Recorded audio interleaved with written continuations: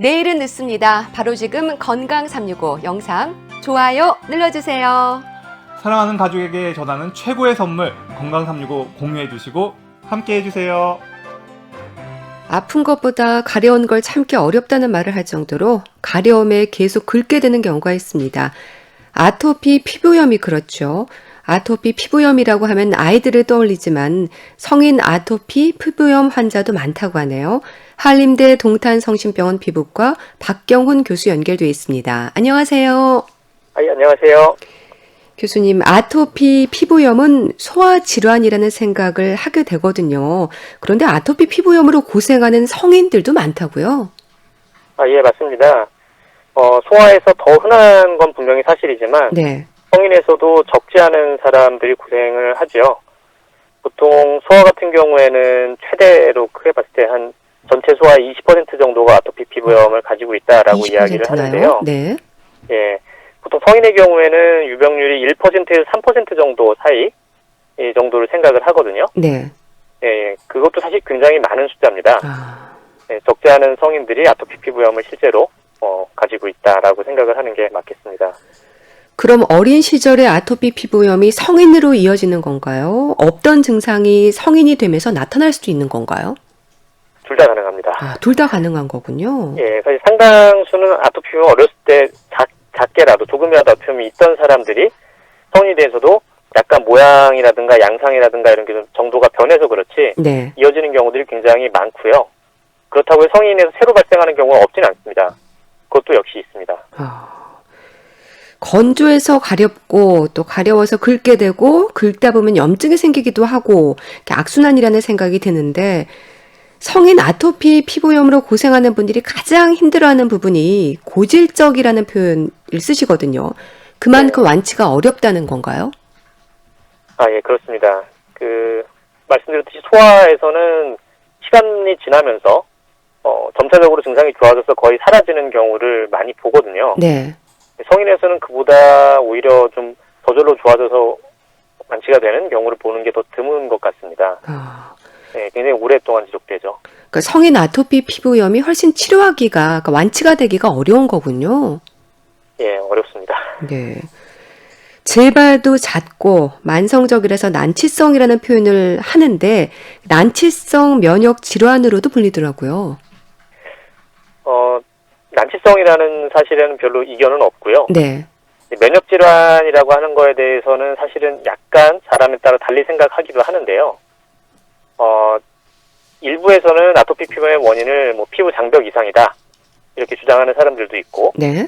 일부에서는 아니다, 면역 이상 때문에 생기는 질환이다라고 주장하는 사람들도 있거든요. 그래서 지금까지는 흔히 이제 사람들이 널리 받아들이는 걸로는 둘 다 연관이 있다. 예, 그래서 면역 질환처럼 이제 면역 이상이 일부 분명히 관여되는 부분이 있고요. 그게 전부는 아니고 다른 요인도 무언가 더 있을 수 있다라고 사람들이 생각은 합니다. 그래서 그중에 대표적인 게 피부 장벽 이상이라고 생각을 하고요. 네. 예, 그런 두 가지가 대표적으로 이제 가장 의심하고 있는 원인이라고 봅니다. 아토피 피부염과 자가 면역 질환이 있죠. 건선과는 어떤 차이가 있을까요? 예, 건선은 아토피 피부염과 약간 양상이 다르게 나타납니다. 네. 아토피 피부염은 소아에서 가장 많이 발생하는 질환이죠. 사실 굉장히 어린 나이에 1살도 채 되기 전부터 굉장히 많이 시작이 된다면, 건선은 적어도 사춘기나 그 이후에 주로 많이 나타나거든요. 건선은 사춘기나 그 이후요? 네. 예. 물론 그보다 어린 나이에도 발병하는 경우가 있지만 일반적으로는. 특히 그런 경우에는 이제 유전적인 요인들이 많이 작용을 하고요. 네. 그보다 더 흔하게 보통 유전적인 요인이 뚜렷지 않은 경우에는 더 늦은 나이에 발병하는 경우가 훨씬 많고요. 나타나는 부위도 많이 다르죠. 네. 예, 아토피 피부염은 주로 나타나는 부위가 이제 팔다리 굽히는 부위나 목이라든가 무슨 얼굴, 입 주위, 눈 주위 등등 이런 부위라 하면, 건선은 주로 오히려 무릎이나 팔꿈치, 엉덩이, 두피, 성기 이렇게 좀 비교적 외상을 받기 쉬운 네. 튀어나와 있는 그런 부위들에 훨씬 두드러지게 생기죠. 예. 가려움증은 둘 다 있을 수 있지만, 물론 가려움증을 주로 힘들다라고 이제 주로 호소하는 질환은 사실은 아토피 피부염, 더 두드러지게 가렵다고 이야기를 합니다. 네. 그리고 좀 이제 피부 병변의 양상도 건선은 아주 훨씬 더 빨갛고요. 되게 뚜렷하게 널찍널찍하게 판처럼 올라오거나 아니면 이제 각질이 굉장히 두껍게 앉거나 그런 경우가 많다면 네. 아토피 피부염은 그보다 약간 색깔은 좀 몇 개 나타나는 경우가 많지만 오히려 물집이 잡히거나 진물이 나거나 이런 경우는 아토피 피부염이 훨씬 많습니다. 네. 아토피 피부염으로 고생하는 분들의 입장에서 생각해 보면요. 일상의 불편은 당연하고 또 가려운 증상이 심할수록 잠을 잘 수도 없을 텐데요. 환자분들이 진료실에서 가장 많이 호소하는 부분이 뭔가요? 아토피 피부염은 역시 가렵다가 가렵다는 환자들이 거. 힘들게 만드는 부분이 특히 밤에 가렵다. 네. 그게 제일 환자들이 힘들어하는 부분입니다. 밤에 잠을 못 주무시는 분들도 좀 많으신 거죠? 가려워서. 그렇죠. 밤이 가려움증을 제일 심하게 느끼는 시간이기 때문에 그것 때문에 잠을 못 자고 자다가도 깨고 긁다가 여기저기 이제 밤새 피가 나도록 긁어서 이제 이불이 다 피나 진물로 젖어 있고 그런 경우가 많죠. 네. 아토피 피부염의 증상은 그럼 주로 어느 부분에 집중이 되나요? 몸 전체가 그런 건 아닌 거죠? 사실 심할 경우에는요, 몸 전체가 거의 이제 심할 광범위하게 남는 부위 경우에는요. 거의 없이 다 침범하는 경우도 물론 있습니다. 네. 가능한데 그렇다 할지라도 좀 우리가 흔히 보는 보다 더 심하게 침범하는 부위라고 하면 대표적으로 이제 적어도 한 2살 넘어가기 시작하면 팔다리 굽히는 부위나 목이라든가 이렇게 접히는 부위들에 뚜렷하게 계속되는 경우들이 많고요. 또 얼굴 중에서 특히 이제 뭐 눈 주위, 뭐 입술 아니면 귀 주위 이런 부위들 또는 두피라든가 아니면 손발 또는 특히 여자 같으면 유두 뭐 이렇게 특징적으로 계속 아토피 피부염이 지속되는 그런 부위들이 있습니다. 예. 어떤 경우에는 좀 심할 경우에는 사회생활에도 어려움이 따를 것 같은데 증상이 아주 심한 경우에는 정신건강의학과와의 협진이 필요하다거나 하는 경우도 있습니까? 있죠. 그 정신적인 있군요. 요인이 꽤 많이 작용을 할 수 있거든요. 네. 그러니까 두 가지를 생각할 수 있는 거. 첫째로는 이 아토피 피부염 자체 때문에 되게 사람이 가렵고 잠도 못 자고 힘들고 이게 하루 이틀의 문제가 아니거든요. 네. 거의 태어날 때부터 이런 걸 가지고 평생 동안 살아오는 사람들이 많아요. 그런 분들은 일생이 그냥 아토피 피부염인 거거든요. 그런 분들 같은 경우에 당연히 우울하죠. 네. 그리고 이제 정서적으로도 좀 불안하다거나 가려움 자체 때문에 또 민감해진다거나 그래서 여러 가지로 이제 치료도 자꾸 실패도 반복하고 또 악한 또 경험하다 보면 좌절도 느끼고 정말 심한 경우에는 뭐 극단적인 선택을 하는 분들까지 있다는 게 가끔 뉴스에 나올 정도로 이제 정신적으로 사람을 힘들게 만들 수 있는 질환이거든요. 네. 그래서 정신적인 부분에 대해서 따로 관리를 해줄 수 있다면 가장 좋겠고요. 그게 한 가지 측면이고 또 거꾸로 정신적인 스트레스 자체가 아토피 피부염을 또 악화시킬 수 있거든요. 악순환이군요, 그러니까. 네, 대표적으로 이제 어린 학생들 시험 기간 되고 아토피가 폭발해서 막 찾아오는 경우들이 되게 많아요. 네, 스트레스 받아서. 예. 네.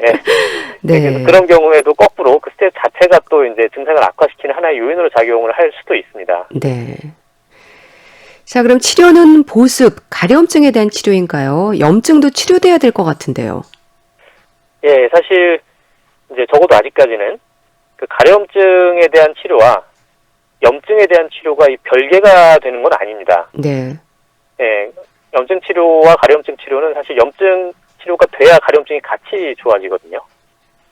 그래서 가려움증만 별도로 좋아지게 할 수 있는 건 아니고 네. 피부염이 전체적으로 좋아져야 가려움증도 되게 같이 좋아지게 됩니다. 그런데 스테로이드제나 항생제에 대한 부담을 느끼는 분들도 많으실 것 같아요. 예, 그렇죠. 특히 이제 어린 아이를 데리고 온 부모님이라거나 또는 이제 오랜 기간 동안 특히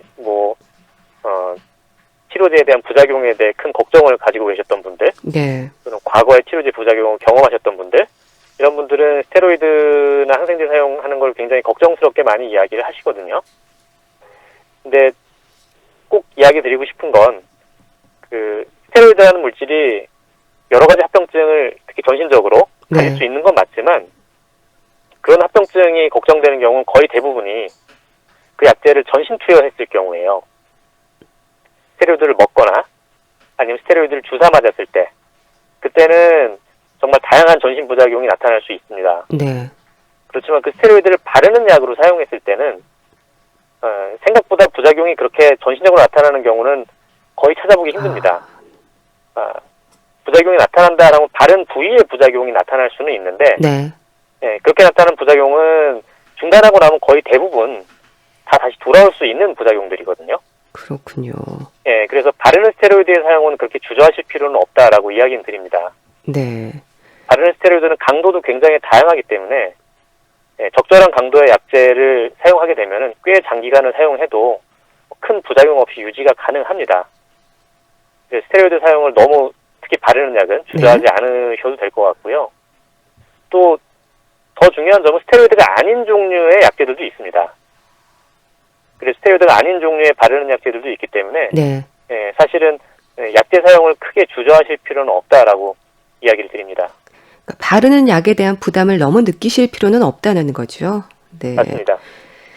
아토피 피부염 환자들은 먹는 거 참 조심하시더라고요. 조심할 음식들도 많습니까? 논란이 많은 부분이긴 합니다. 아토피 피부염과 음식물 알레르기가 연관이 매우 많다는 건 잘 알려져 있고요. 네. 두 가지를 같이 가지고 있는 경우는 매우 많은데, 그럼 본인이 알레르기를 가지고 있는 음식물만 끊으면 아토피 피부염이 완치될 수 있느냐? 그건 또 아닌 경우가 거의 대부분입니다. 네. 그래서 본인이 만약 실제 먹어서 알레르기를 나타내는 음식, 이거는 당연히 피하는 게 맞겠고요. 본인이 실제 생활에서 내가 어떤 걸 먹었을 때 증상이 나빠지고 어떤 것만 안 먹으면 증상이 좋아지고 이게 명확하게 느껴질 정도의 음식이라면은 중단을 하는 것이 맞지만 네. 그렇지 않다. 예를 들어서 그냥 누가 그러는데 어떤 음식이 아토피 피부염에 안 좋대요라고 했을 때 그걸 무조건 안 먹는 것, 이거는 적절치 않다고 생각합니다. 예. 적어도 음식물 제한을 하려면 적어도 병원을 방문해서 알레르기 검사를 받고 의사에게 이 음식은 드시지 마세요라고 이제 확실히 듣기 전까지는 스스로 증상의 악화를 반복적으로 느끼지 않는 한 음식을 꼭 중단할 필요는 없다라고 봅니다. 네. 목욕이라든지 생활 습관에 있어서도 조심할 부분들이 있을 텐데요. 예, 그렇죠. 일단 보습 관리가 잘 되어야 한다는 게 핵심이고요. 목욕을 할 때 뜨거운 물 사용은 좀 피하는 게 좋습니다. 미지근한 물 정도에. 미지근한 물이요. 네. 그렇죠. 너무 길게 몸을 담가서 불리는 건 부적절하거든요. 한 10분 정도? 네. 입욕하는 것 정도는 가능은 하겠고요. 때는 가능한 안 미시는 게 좋습니다. 네. 그리고 목욕을 하고 나와서는 나온 직후에 길게 끄지 말고 적어도 3분 이내에 보습제를 꼭 사용을 해주는 게 좋고요. 보습제는 하루에 한 번 사용하는, 씻을 때만 사용하는 게 아니라 그 이외에 다른 시기에도 최대한 자주 적어도 2번 이상 정도는 보습제를 꼭 사용을 유지를 해주시라고 이야기를 드립니다. 그리고 이제 옷을 입을 때도 까칠까칠하거나 이런 모직물 이런 것들은 좀 자극이 많아서 가려움증을 좀 오히려 유발할 수 있기 때문에 네. 가능한 부드러운 옷, 면으로 된 땀을 좀 흡수할 수 있는 옷, 그런 옷을 입는 게 좋다라고 이야기를 드립니다. 네. 계절이 여름으로 가는데요. 아토피 피부염 환자들의 여름나기에 대한 조언을 좀 해주신다면요. 아토피 피부염은 기본적으로 땀이 났을 때 증상이 악화되는 경우가 매우 많습니다. 땀이 났을 때. 네. 예. 그래서 잘 나타나는 부위도 땀이 실제 많이 이제 날 수 있는 팔다리 접히는 부위나 목이라거나 이런 땀이 많은 부위에서 실제 증상도 나빠지는 경우가 많고, 그리고 시기적으로도 땀나는 시기가 되면은 굉장히 힘들어하시고 가려움증도 심하고 피부염도 악화되는 경우를 자주 보기 때문에 네. 최대한 시원하게. 네. 땀이 덜 나게 유지를 해주시는 게 증상 조절의 가장 핵심이겠습니다. 네, 알겠습니다. 라디오 진료실 오늘은 아토피 피부염에 대해서 알아봤는데요. 한림대 동탄성심병원 피부과 박경훈 교수와 함께했습니다. 말씀 감사합니다. 감사합니다.